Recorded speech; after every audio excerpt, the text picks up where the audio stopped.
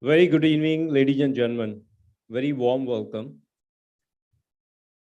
to this interactive session with G20 Sherpa, Mr. Amitabh Kant. The theme of today's session is seeking opportunities for your business at a global platform. Before we begin, can I request everybody to rise for the national anthem, please?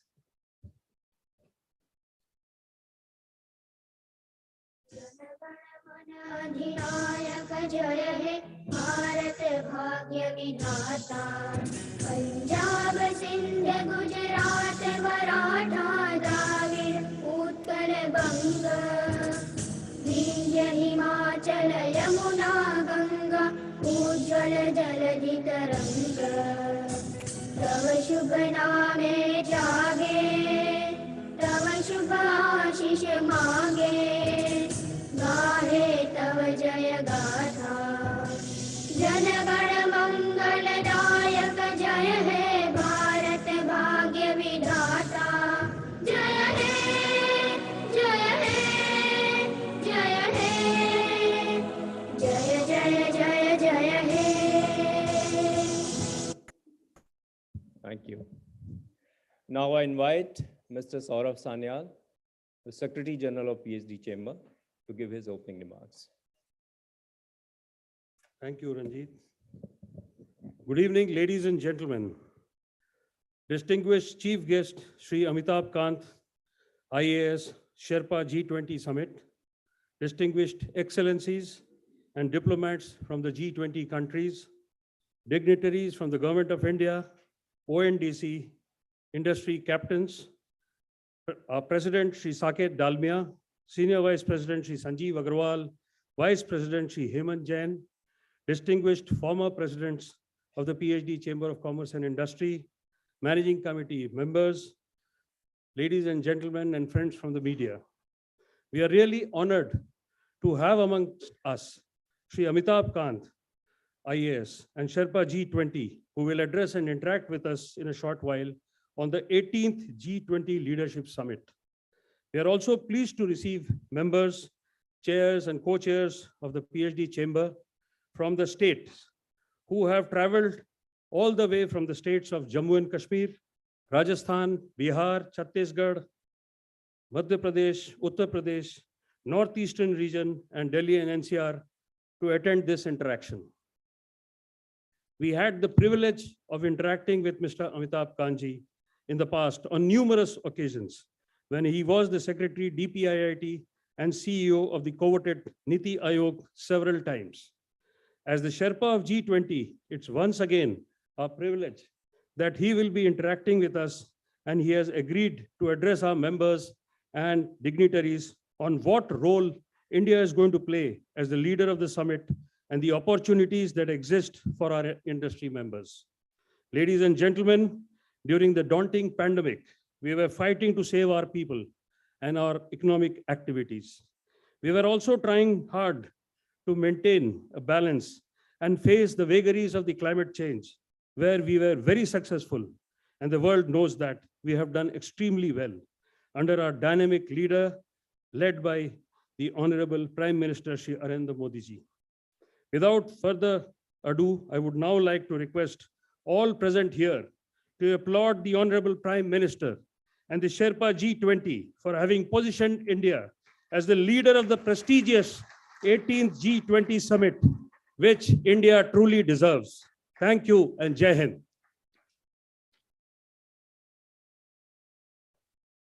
Thank you very much, Mr. Sanyal. Now I invite our President, Mr. Saket Dalmia. But before that, can you give a green plant to our G20 Sherpa, Mr. Amitabh Kant?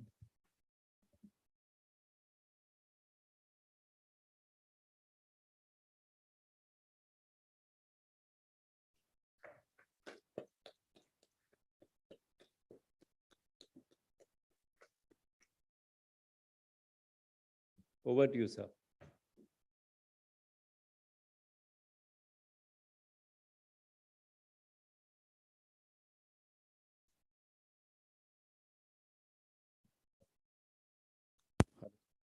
Thank you, Ranjit. Uh, Welcome, everybody. Shri Amitabh Kanji, G20 India Sherpa. Shri Sanjeev Agarwal ji, our Senior Vice President of the PhD CCI. Shri Hemant Jain ji, our Vice President PhD CCI. Your Excellencies, Ambassadors, High Commissioners, so nice to see so many of them here present. Former Presidents, Senior Management Committee members and members, friends of the industry and media, ladies and gentlemen. It gives me great pleasure to welcome Shri Amitabh Kanji, G20 India Sherpa, to this special interactive session with the PhD Chamber. With India taking over the presidency in less than a month from now, and with the release of the concept by our Honorable Prime Minister, not even an hour ago, you can imagine how extremely busy this time has been for Sir, and we greatly appreciate his address to us today. At the onset, I must thank our star member, Mr. Shahrukh Pasi, who has been chair of PhD CCI Task Force for G20 to make it possible for us to squeeze into Sir's busy schedule to make this evening possible. Thank you, Shahrukh. Before we continue, I think it's worth sharing. I would like to present the official logo of India's G20 presidency that has been just launched by our Honorable Prime Minister. Can we have a look at the logo, please?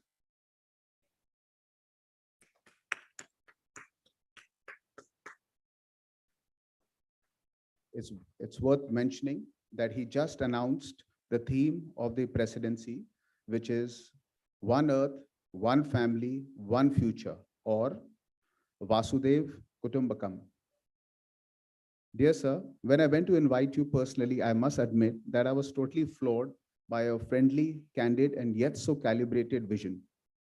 It was you who guided me that G20 was in fact an opportunity for India, and we are one of its key enablers and beneficiaries.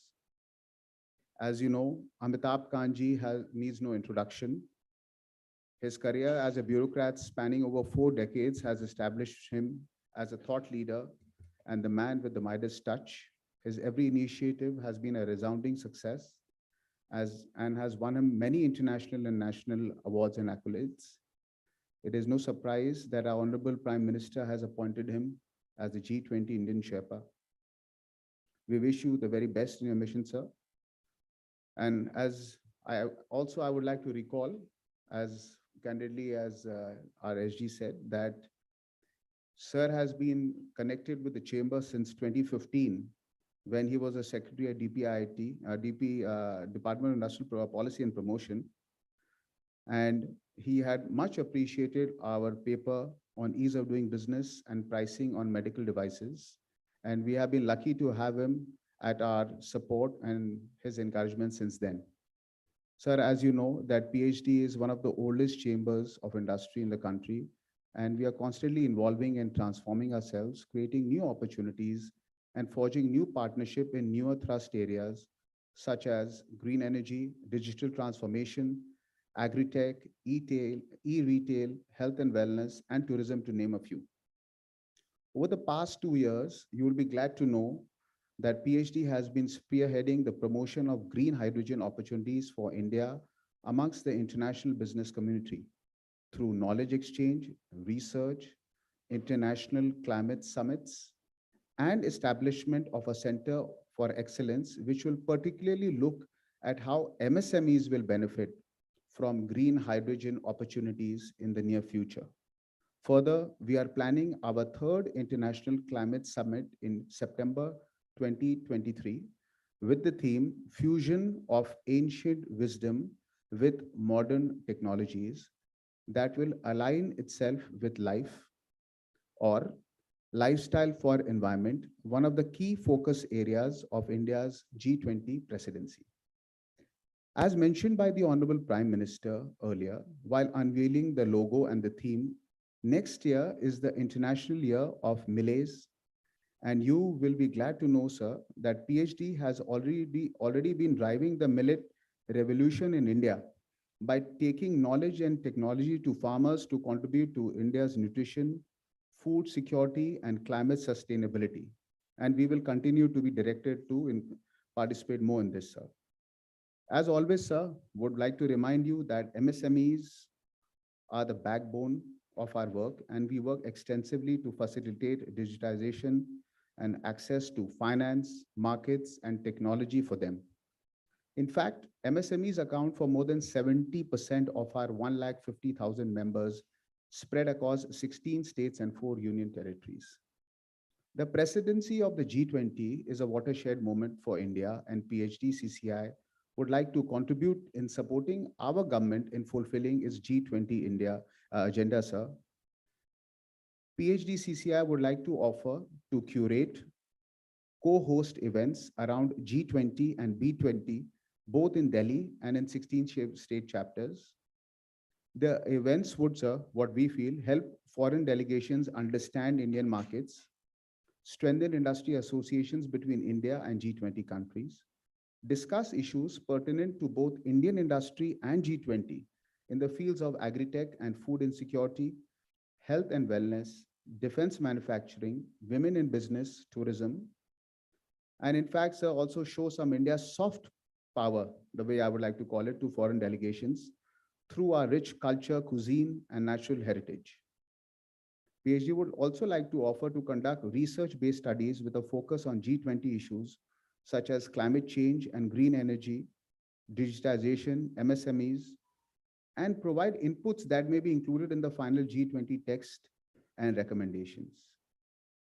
We aspire to be a leading player in the B20 engagement group to provide policy recommendations to G20 in consultations with Indian industry and the global B20 members. Sorry, sir, to vocally pitch for a bigger role, but I think it was the need of the hour. So with these thoughts and aspirations, I now invite our chief guest, Mr. Amitabh Kanji, to take the podium and share his mindset. Thank you, sir.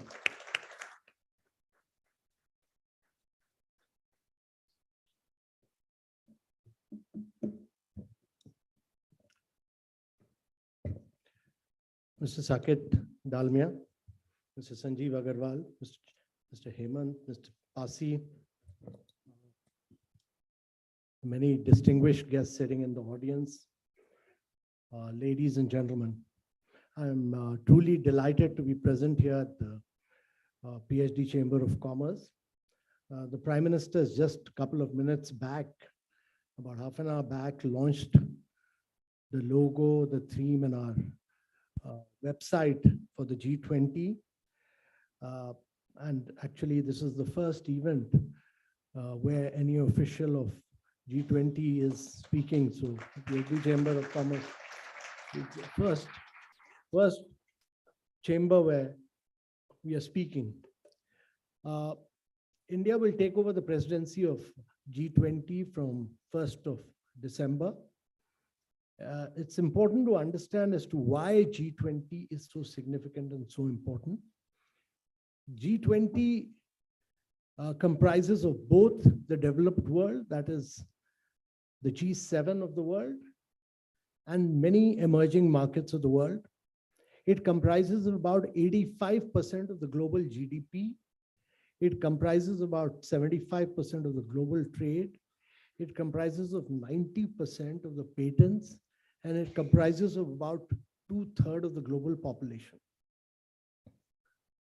G20 is important because in the past, whenever there's been a global crisis, a global financial crisis or a COVID crisis or a crisis of global debt, G20 decisions have led to very fast, very quick, and very major decisions being taken by different countries, leading to a resolution of those crises in the past.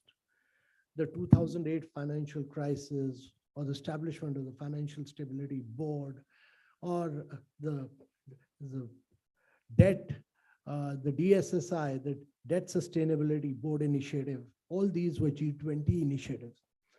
G20 is important because it's not a large body, large unwieldy body like, or comprising of 186 nations, like the United Nations, which becomes very difficult to arrive at decisions.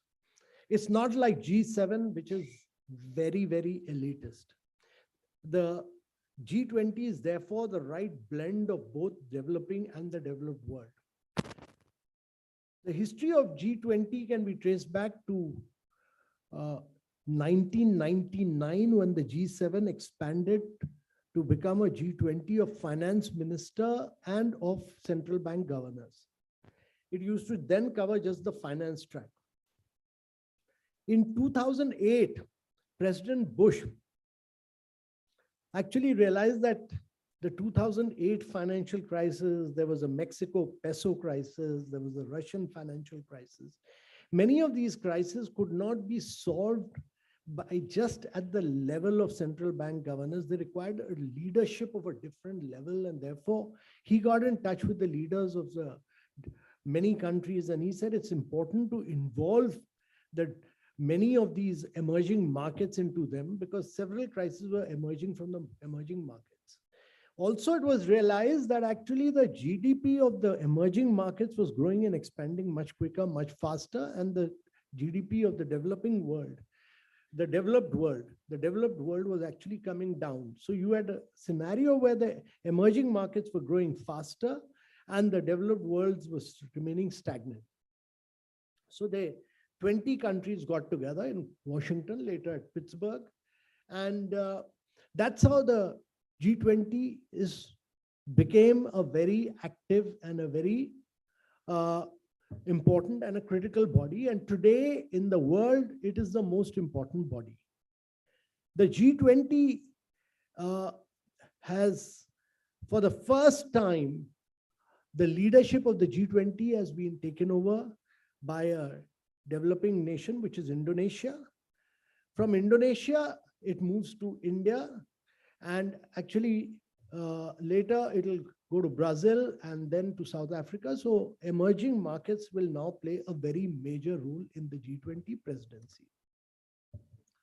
By the time we take over the presidency of G20, the world will be confronted with several challenges. We must realize that by the time we take over, there'll be a slowing down of the global economies, and in many parts of the world, there'll be recession. And therefore, this will be a challenge to the world.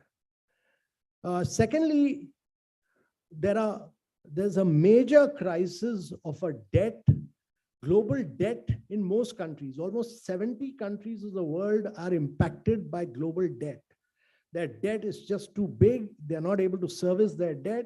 As you've seen in Sri Lanka, there will be crisis in another country or a third country, and then there'll be a spiraling effect of this crisis in several other parts of the country. So there is a global debt crisis.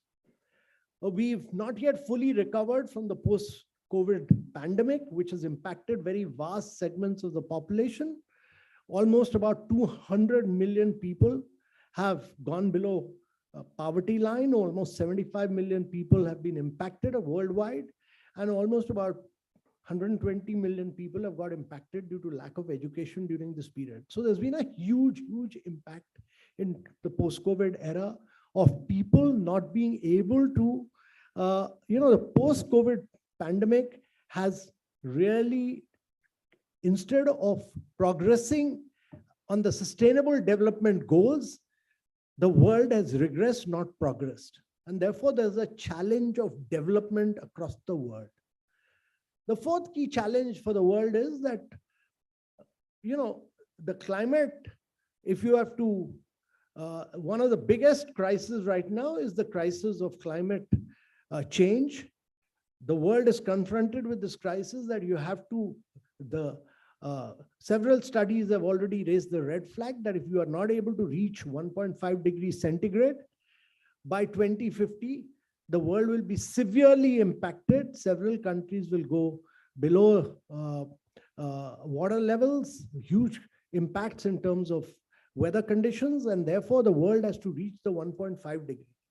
While India has not contributed to carbonizing the world, we've occupied very little carbon space, but we feel that it's very important that this climate action, climate mitigation, the Prime Minister is committed to a very major Panch Amrit at the Glasgow, where he said that India views this not as a challenge, but as a huge opportunity to technologically leapfrog and be a leader of climate action. And therefore, the fourth big crisis confronting the world is the crisis of climate action. And lastly, I must say that there's a huge crisis of breakdown of global supply chains across the world.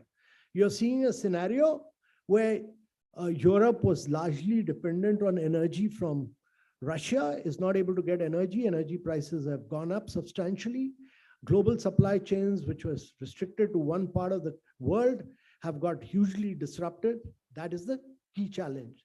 And then there is a challenge of geopolitics that the world is today confronted with the Russia-Ukraine crisis. So you have geopolitics, you have COVID, you have climate action, you have breakdown of global supply chain, global debt. All these are major crises. The world, as the Prime Minister today said, is in the midst of disruption and chaos. Now, India takes over leadership of G20 in the midst of all these crises. But ladies and gentlemen, every crisis is also an opportunity. And it's very important to understand that if you have to succeed, you have to be very action-oriented and you have to be ambitious. And if you're not action-oriented and if you're not ambitious and if you're not visionary, it'll be very difficult to solve these crises. And therefore, India has got this leadership opportunity to lead the world. So far, India was largely responding to an agenda set by the developed world. So agenda used to come from the developed world. We used to give our remarks, and that was, we were a body, which were a country which was giving remarks to an agenda set by the developed world. For the first time, India will be setting the agenda, and we will be the agenda setting agency for the world to follow. And therefore, this is important. And therefore, it's a unique opportunity. It's a very, very unique opportunity to provide meaningful leadership, as the Prime Minister said, and very constructive guidance to the international community. It is our chance, it is India's chance to shape the global narrative and provide a very unique Indian touch. And therefore, it's important that the theme for today, the logo which was shown, the India's G20 logo really demonstrates it's about Mother Earth in many ways. It reflects our very as the Prime Minister said, it reflects the pro-planet approach to life, and which is in harmony with nature. And he talked about nature, he talked about Mother Earth, and in India, we have always believed that the earth is our mother and we are the children. And the lotus flower, the beautiful lotus flower, which is the national flower, is actually symbolic of what is auspicious, what is pure, what is eternal, and what is detached. And it's known for its ability to blossom in an unblemished manner. So even during a crisis, the lotus blossoms in an unblemished manner. And the lotus flower is always poignant symbol for humanity to always emerge victorious from the very many challenges that the world is confronted with. And the theme for India's G20 presidency is Vasudev Kutumbakam, which we've translated into, it's an old ancient Sanskrit, because our forefathers realized that this earth is one, the earth is one.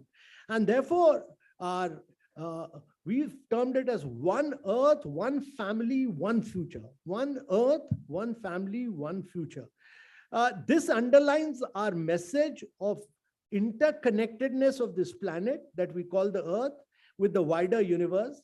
And the logo and the theme of the presidency actually together convey the message of India's G20 presidency, which is of striving for sustainable, just and equitable growth for the world to navigate through these very, very turbulent times. Now, our logo and our theme draws inspiration from our ancient civilization. And our ancient civilization has always aimed to bring countries, communities, social groups, and individuals face to face with one another. It has always fostered very close relationship because our belief always has been that there is unity in diversity. And the unity in diversity is across people, it is across countries, the unity of uh, diversity is across philosophic thoughts, and it is across all countries and people that there has to be unity and diversity of people. So our view has been that you have to have unity amidst all diversity. And there is the unity in the diversity of man, unity in the diversity of nature, unity in the diversity of philosophic thoughts, and unity in the diversity of different economic models. So once we understand that we are all parts of a single cosmic web, that there is one single cosmic web from which every country, every single citizen, everybody is emerging. We are nothing but actually all human souls are then part of one single cosmic web. And therefore, tensions and conflict among nations and countries should abate, they should get resolved, and they should ultimately disappear. That is basically the essence of what we are trying to say through the logo and theme. And I think it has a very deep philosophic thought. It has an ancient Indian feel to it. It is civilizational in nature. India goes beyond the immediate realm to its ancient civilization, and it's looking at the larger cosmos of the world to design this logo and this theme, and looks beyond just saying that, looking at the immediate goals. But this is really the key. But as we look at this, it's very important to understand that the world is confronted with a challenge. The world is confronted with a challenge, and if you need to actually get people above poverty line, if you need to get people to acceleration of growth will be very critical. And therefore, countries will have to work together to accelerate growth. Countries will have to work together to restore global supplies and the global distribution supplies. Global supplies will have to be distributed much equitably across the world. There is a huge challenge, as I said, about SDG goals. Very vast segments of population have gone below poverty line, and therefore SDGs will be critical. So in our view, one of the key things in building up an Indian narrative has been that digital transformation will be the key. India has demonstrated that it has built up an alternative model of digital public infrastructure. We've built up a digital identity for every individual. We've been able to build data empowerment for citizens. We've been able to provide mobiles to every citizen. We've been able to provide direct benefit transfers to vast number of people. So during COVID, we were able to provide 800 million Indians direct food, 600 schemes of the government. We transfer money directly into the bank accounts of the individual. We as a country do fast payments, and today our fast payments are 7x of what USA and Europe do together. We do about 3x of what China does. We do 20% more than USA, Europe, and China together. So we've established a unique digital platform which is based on the JAM Trinity.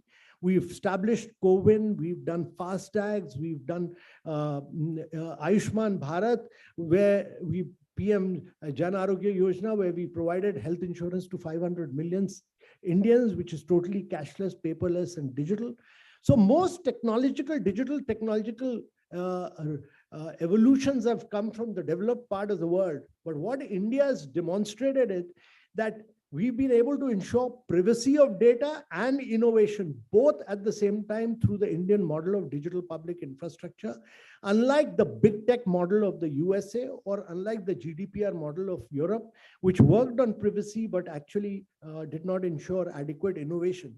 In India, the public track is owned by public entities, but we've allowed private sector to innovate. So we are the only country where Google Pay actually competes with PhonePe, Paytm competes with WhatsApp in the marketplace, but on top of the public track, which is the unified payment interface. And that is why we believe that this is the model for the future. This will be the model which will drive digital transformation, not merely in terms of payments, but across education, across health, across agriculture productivity. This model of what India established and done a massive amount of digital transformation in India will really be the key to development across the world.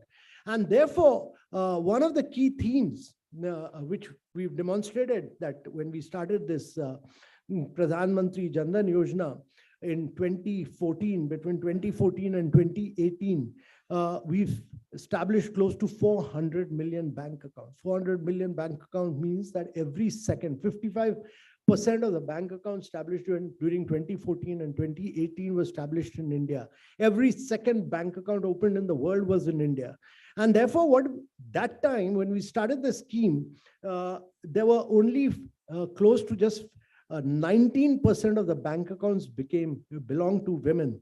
Today, the latest data which has come in, 56% of the bank accounts belong to the women. So that has been the level of financial inclusion. That has been the financial inclusion in India. And what it has shown is that it's possible to do this if you're able to open a bank account, if you're able to transfer money digitally. That time it was feared that these will be bank accounts without much liquidity in them. The latest data has come out that the bank accounts have gone up by the deposits have gone up by 71%. So this is the kind of transformation which digital transformation has done in India. So that will be a key thing. The other belief is about truly demonstrating what Prime Minister said about climate action, that if you look at from COP1 to COP26, India has contributed very little to carbon space. Actually, at 1.5 degree centigrade, the total carbon space available in the world is 2,400 gigatons, out of which India has utilized only 52 gigatons. 52 gigatons, that is only 1.5% of the total carbon space available. It is entitled, as per its population on a per capita income basis, it is entitled to 17.5%. It is utilized only 1.5%. We've not contributed to carbonizing the world.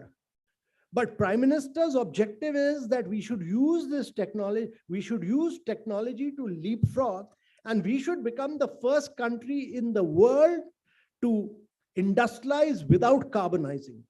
First country in the world to industrialize without carbonizing. Now, that is what has led to our ability to really push for and provide almost 500 million people LED bulbs. We've been able to provide electricity to every household.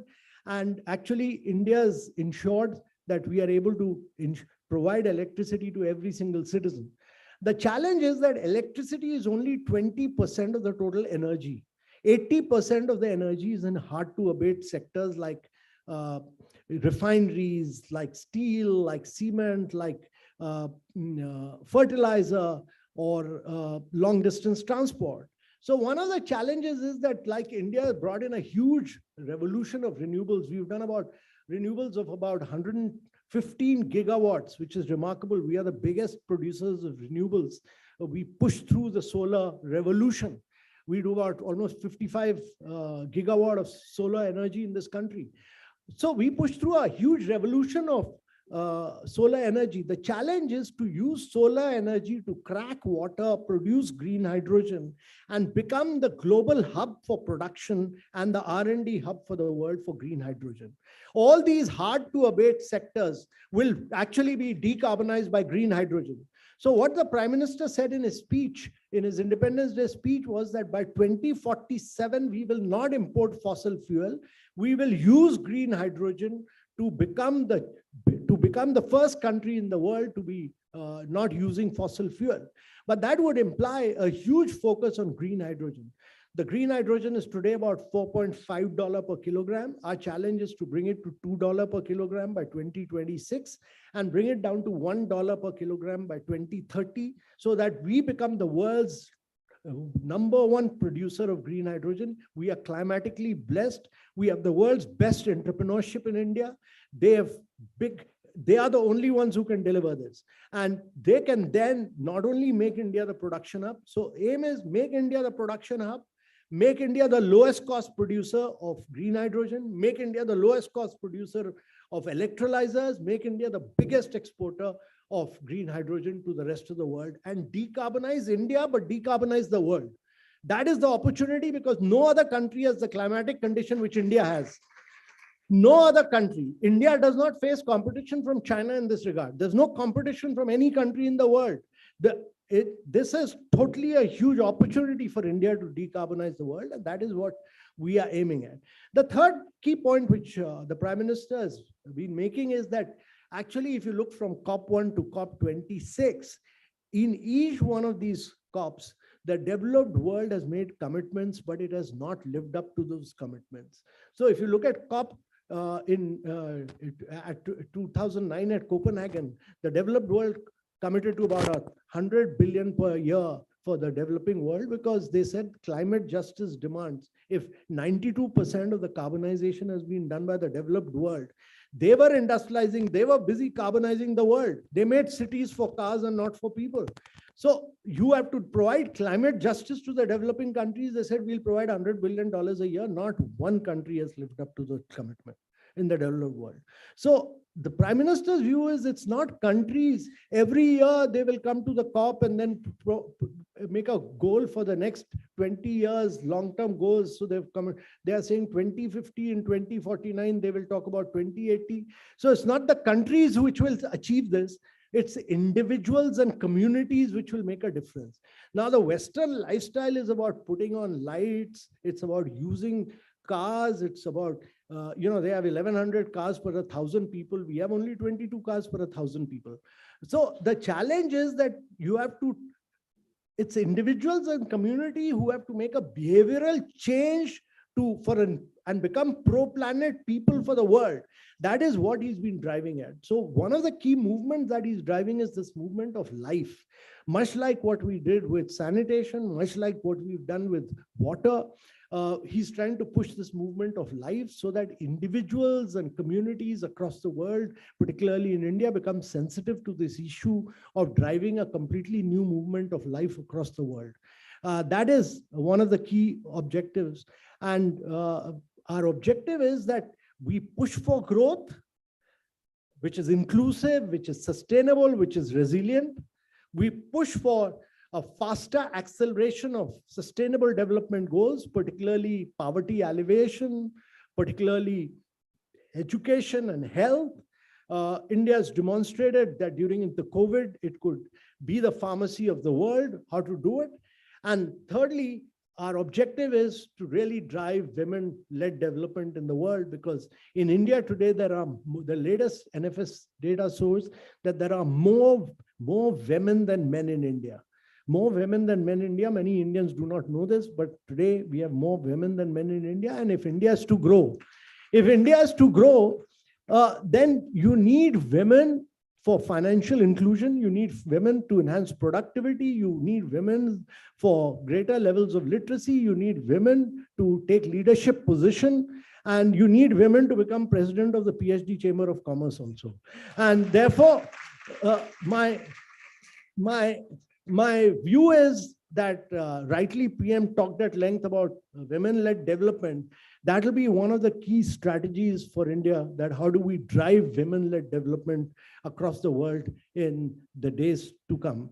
And fourthly, as I said, was digital transformation. One of the key issues for us also is that when you talk about reforms and when you talk about climate finance and you talk about SDG, a lot of resources are required. Many of the institutions built for in the post-World War II, in the post-Bretton Woods period, were all designed for the post-World War II period. They were not designed for a post-COVID era. They are not designed for the present climate action era of today. And therefore, these institutions all do direct lending. World Bank, IMF, they do all direct lending. But if they don't do blended finance, they don't do first loss guarantees, they don't do credit enhancement. And therefore, there is a very strong view by most developing countries that these institutions need to be reshaped for the 21st century so that they become institutions for driving many of the sustainable development goals of poverty alleviation, of education, which has suffered, and of climate action. So one of the key tasks will also be how do you restructure these institutions for the 21st century so that they become agents of big agents of change. So I think G20 provides a unique opportunity to provide a healing touch to the world with an Indian touch. It provides a huge opportunity to India because of its political leadership, because it is not aligned to any country, because it is the largest and the fastest growing country amongst the large countries of the world. It is a horizon, as the IMF chief said, it's the brightest horizon in a very dark world today. And as it's the only country which has grown at a rapid rate because it's not given out big bailout packages, but has actually carried out very vast reforms. Is the only country which has done digital transformation. It's the only country in the world which is committed to a green agenda. It is the only country in the world which has pushed for very massive infrastructure creation to an extent that it has built 55,000 kilometers, which is like building roads across the whole half of Europe. It has provided houses to 30 million Indians, which is like providing houses to every citizen of Australia. It has provided 81 million citizens water connection, which is like providing water connection to every single person in Brazil. It has provided 500 LED bulbs, which is like providing both USA and Europe, entire Europe electricity bulb along with USA, and is provided electricity connection to 340 million Indians, which is like providing every American an electricity connection in his house. So that is the size and scale of transformation that has been carried out in the last 7 to 8 years. That is the scale of transformation. So I think that puts India in a very unique position. India in a very, very unique position to take leadership of the world and really provide a huge, in the midst of a crisis, look for a solution, bring countries together and provide a healing touch to the world and take it back on the path of peace and prosperity. Thank you very much, ladies.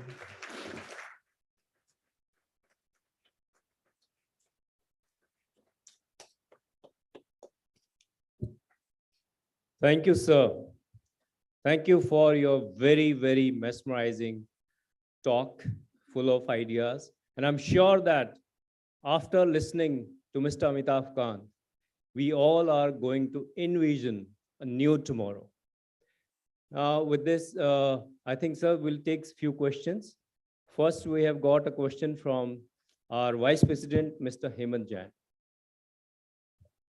So thank you for enlightening us. A lot of things we knew, but when you told it, it made impact. How can PhD use this opportunity to collaborate with business chambers across G20, sir?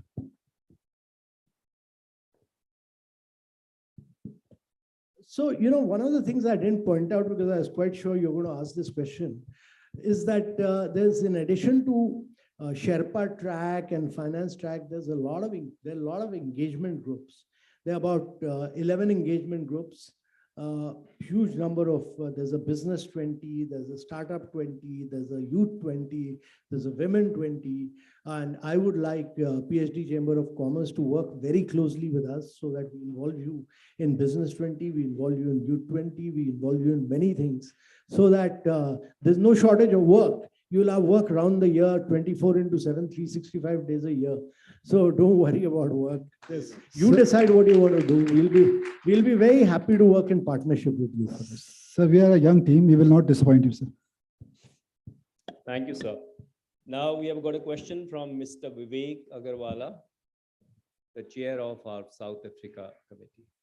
Mr. Agarwala, one.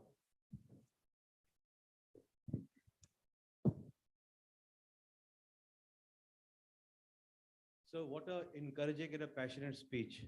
Your passion has really enthused us.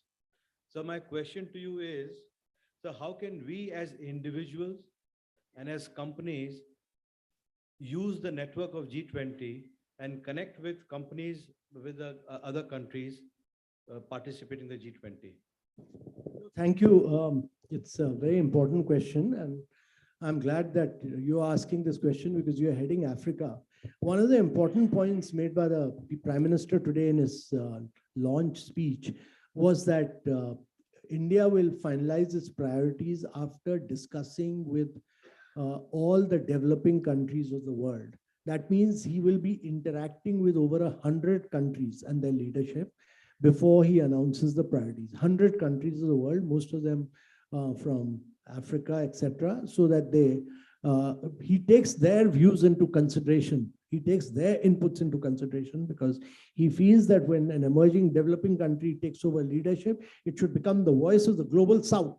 And therefore, the Prime Minister will interact with all of them.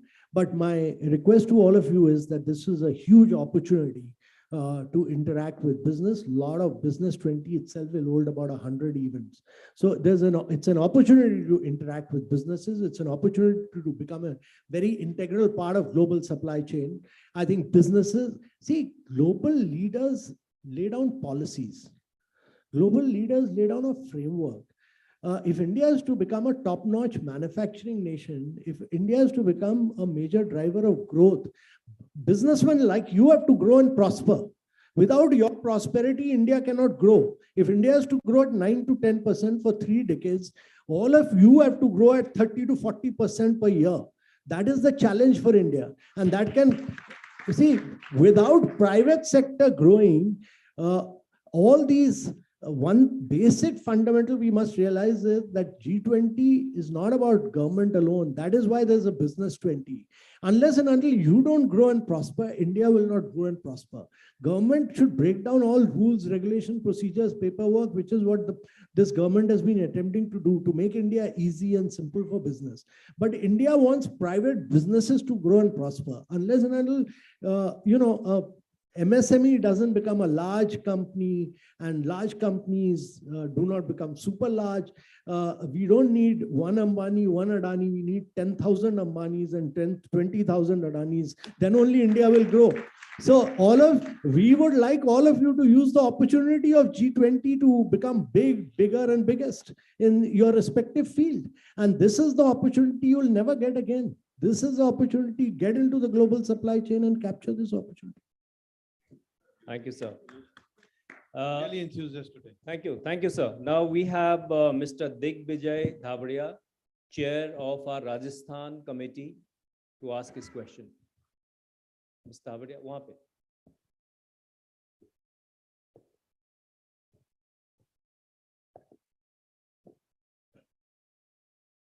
Respected sir, how can the PSG members take the advantage of the 200 and more events being held next year by the G20 for increasing the business opportunities?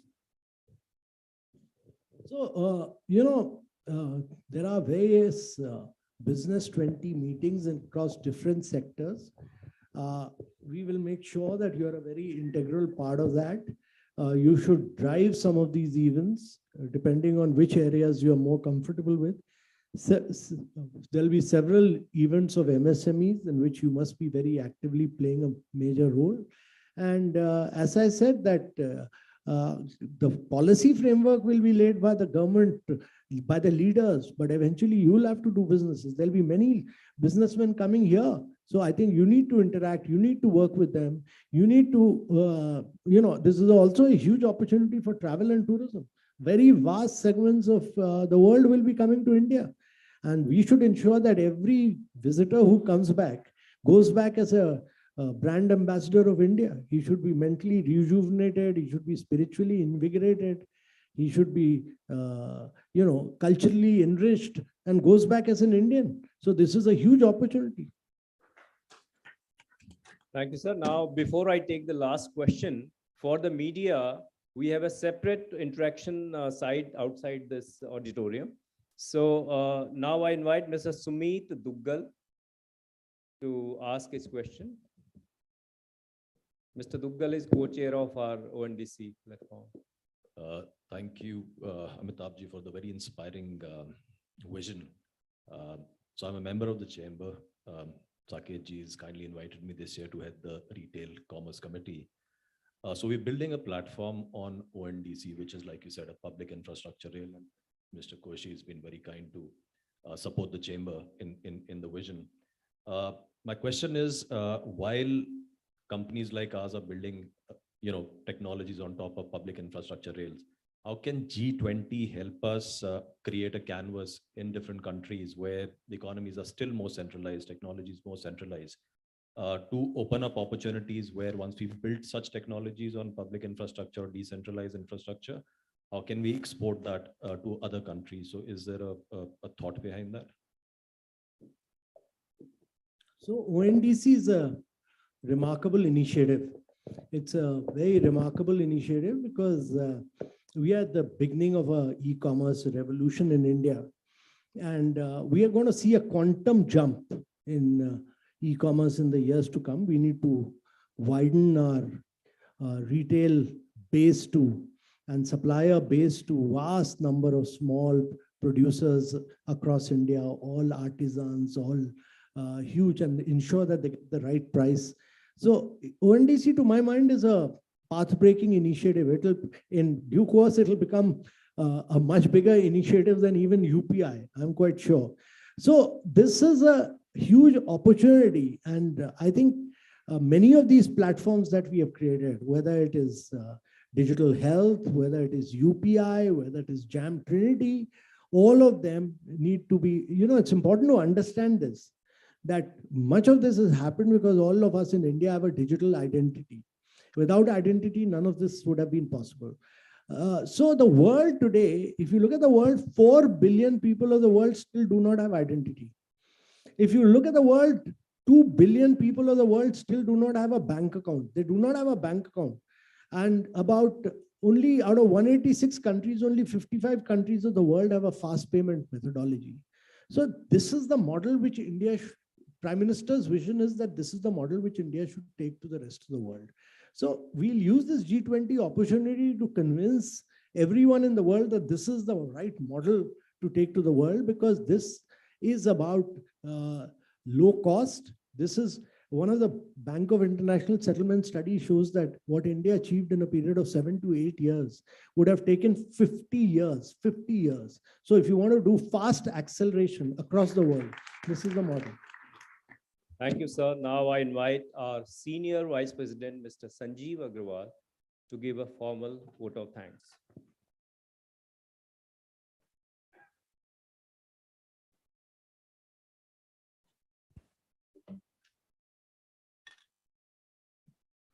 Mr. Amitabh Kant, India G20 Sherpa.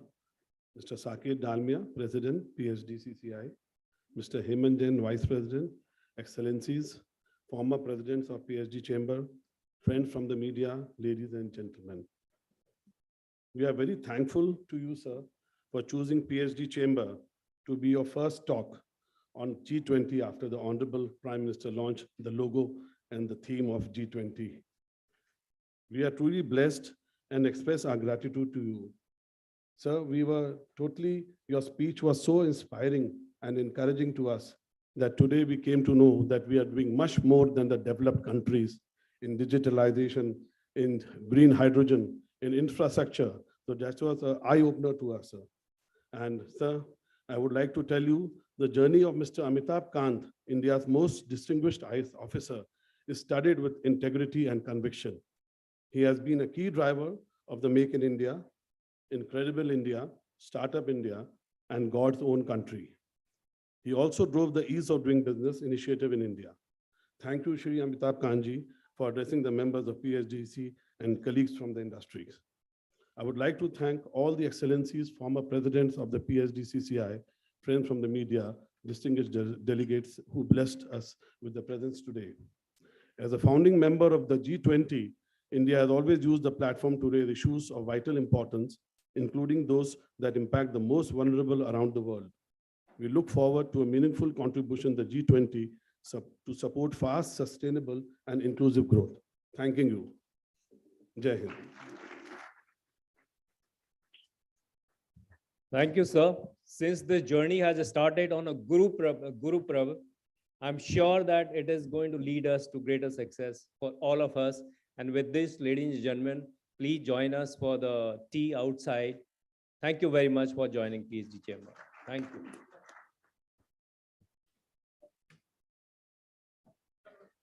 So before we go, just a memento to Mr. Amitabh Kant.